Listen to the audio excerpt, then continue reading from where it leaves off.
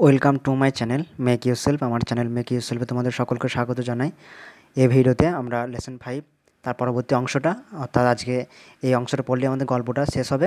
Meeting বারমিয়া, page number 61 থেকে 62। আর activity এখানে 5 এবং 6টি করব, এবং তারপরে অ্যাক্টিভিটি রয়েছে, সেগুলো আমরা পরের ক্লাসে করব। তোমরা যারা চ্যানেল নতুন, তো চ্যানেলটিকে প্লিজ সাবস্ক্রাইব করে দাও, তার সাথে যে বেল আইকনটি রয়েছে সেটা ক্লিক করে দাও। আর ভিডিও ভালো লাগলে একটা লাইক দিও। আর এর আগের ভিডিওগুলো যদি পেতে চাও, আমার চ্যানেলের ভিতরে গিয়ে প্লে লিস্টে চলে যাবে, সেখানে class 3 butterfly, class 3 wings, class 4 butterfly আমি করছি এখন। আস্তে আস্তে ভিডিওগুলো সব পেয়ে যাবে। চলো এবার পাঠটা শুরু করা যাক। Let's continue. আমরা গত পাঠে পড়েছিলাম যে যে সুবল আর মাদল তারা সেই নৌকা নিয়ে যাওয়ার পরে, তারা সেই নৌকাতে যাওয়ার সময় তাদের মাদল বলেছিল যে জলের মধ্যে হাত ডুবিও না, কারণ ওখানে কামড়স রয়েছে। কামড়স হচ্ছে একটা খুব ধারালো দাঁতওয়ালা প্রাণী, যেটা কুমির থেকে অত বড় নয়, কিন্তু ওর মতনই, কিন্তু খুব ধারালো প্রাণী, দাঁতওয়ালা। তো তাদের হাঁটা যখন তখন হারিয়ে যেতে পারে, এটা হচ্ছিলো তখন। এবার তারপর তারা আস্তে আস্তে এবার নৌকাটা ছেড়ে দিয়ে এবার তারা বনের মধ্যে ঢুকবে। ঠিক আছে, এবার গল্পটা শুরু হচ্ছে আবার। চলো এখান থেকে পড়বো আমরা।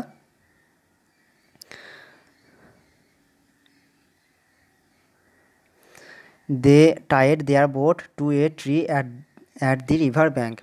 দে টাইড, টাইড মানে বেঁধে দেওয়া, দেয়ার বোট মানে তাদের বোটটাকে বেঁধে দিল কোথায়? টু এ ট্রি, একটা গাছের সাথে, অ্যাট দি রিভার ব্যাঙ্ক অর্থাৎ নদীর তীরে।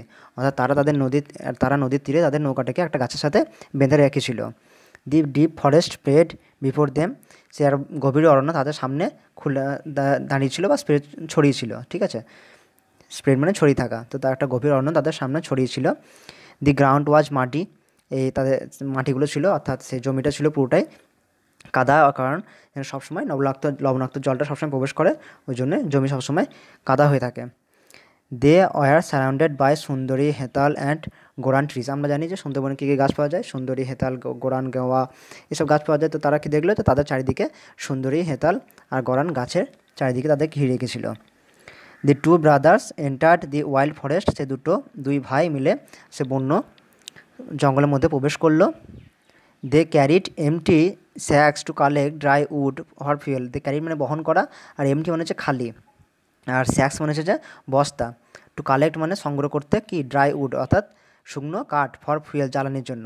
অর্থাৎ পুরোটা মানে করলে হচ্ছে যে তারা একটা তাদের হাতের মধ্যে বা তাদের সঙ্গে ছিল বেশ কিছু বস্তা, যেগুলো দিয়ে তারা শুকনো কাঠ সংগ্রহ করতে এসেছিলো, যেটা হচ্ছে যে ওই জ্বালানির জন্য। Suddenly they heard a terrifying roar. Suddenly মানে হঠাৎ করে, দে মানে তারা, হার্ড মানে শুনেছিল, এ ডিফিনিং মানে একটা ভীষণ ভয়ঙ্কর বা জোরে, আর রোর মানে হচ্ছে গর্জন, অর্থাৎ বিশাল জোরে একটা গর্জন শুনতে পেলো। এবার বুঝতে পারছো যে সুন্দরবনের গর্জনটা কার হতে পারে। দি ফরেস্ট ওয়াজ ডার্ক, সেই বনটা ছিল ভীষণ অন্ধকার। কী জন্য? The dense trees block the sunlight, অর্থাৎ গভীর যে গাছগুলো ছিল, গাছের যে পাতাগুলো সম্পূর্ণ সূর্য আলোটাকে বন্ধ করে দিয়েছিল, অর্থাৎ ব্লক করে দিয়েছিল, অর্থাৎ আসতে দিচ্ছিল না, ঢেকে রেখেছিল।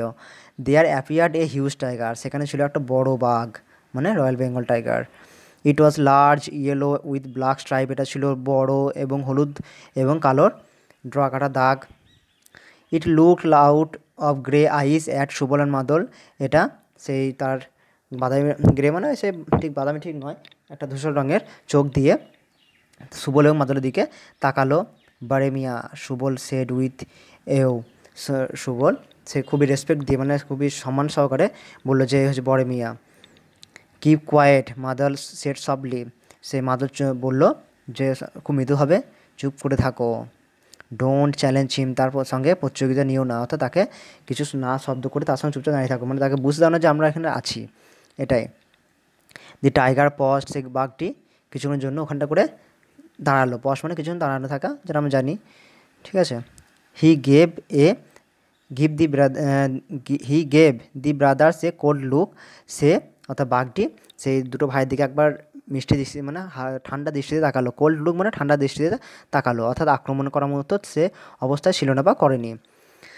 দি ব্রাদার ওয়ার অ্যাফ্রেড, সেই ভাই দুটো সত্যি এবার তো যখন তাকিয়েছে তাদের দিকে, তাহলে তো ভয় খাবেই, তো ভয় খেলো। But they keep their but they kept their cool, কিন্তু তারা তাদের সে ঠান্ডা মস্তিষ্ক বা ঠান্ডা জিনিসটাকে ধরে রাখলো, অর্থাৎ সে ভয় পেলো না, এটাই।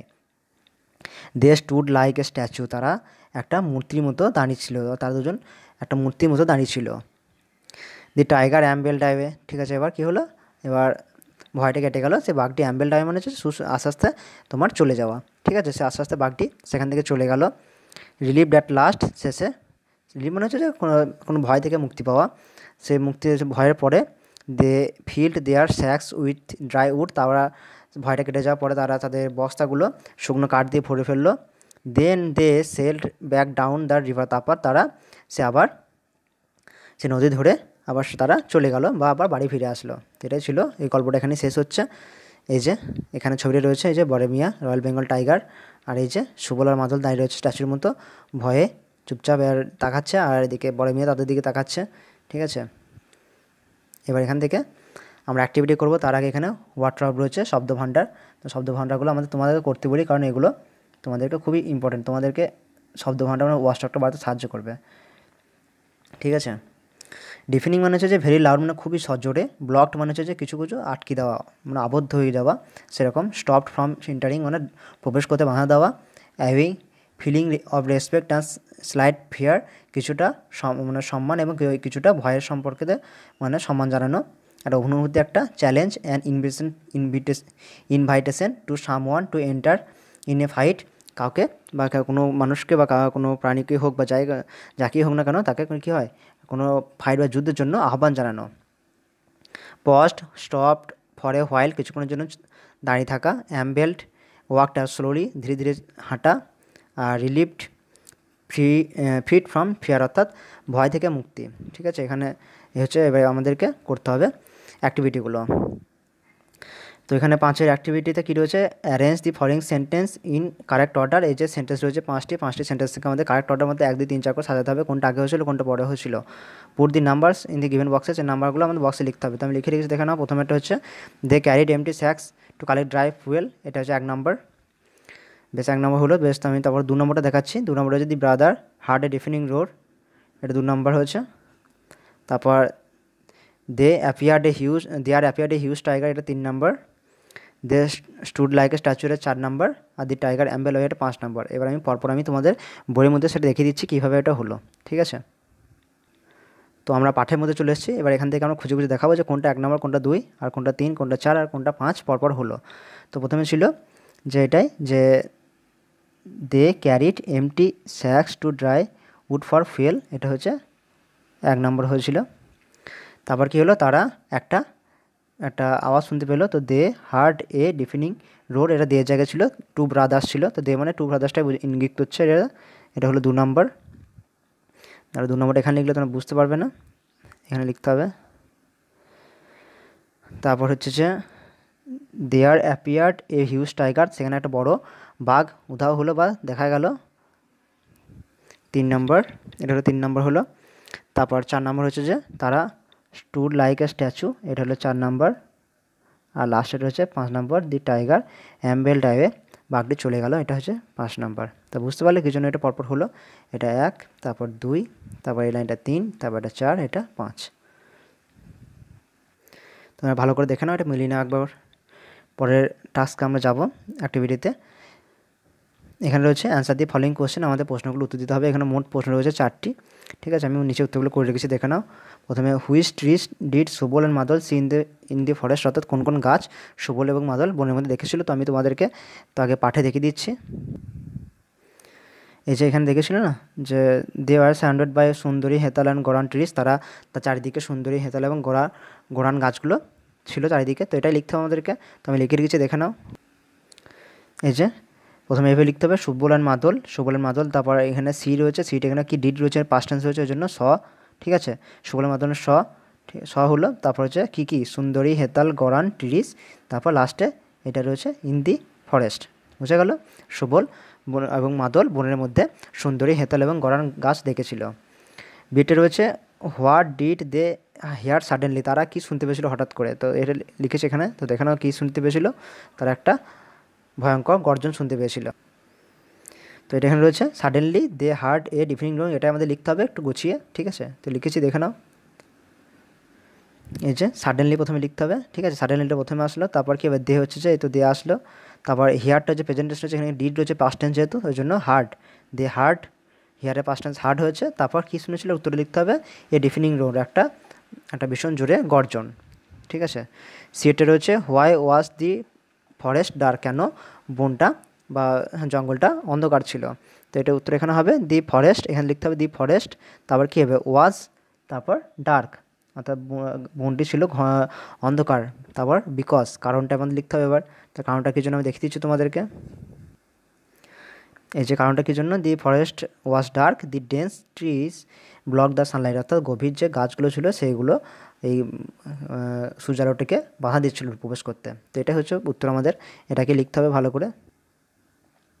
এখানে রয়েছে এভাবে লিখতে হবে দি ফরেস্ট ওয়াজ ডার্ক, এটা লিখে রেখেছি বিকজ, এবার তারপর থেকে শুরু হচ্ছে দি ডেন্স ট্রিজ ব্লক দি সানলাইট, অর্থাৎ গভীর গাছগুলো সেই সূর্যালোকটাকে প্রবেশ করতে বাধা দিচ্ছিল।